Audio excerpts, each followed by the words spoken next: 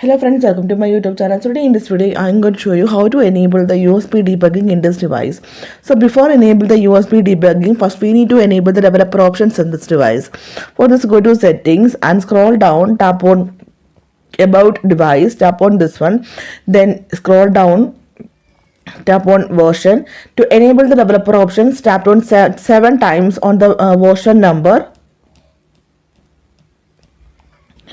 Now you can see if you set any screen lock, then we need to enter the screen lock here, otherwise don't need this step. You can see you are now a developer. Then go back to your settings. So now the developer options is enabled. Now tap on additional settings, scroll down, tap on developer options, scroll down. Here you can see under debugging, you can see the option USB debugging.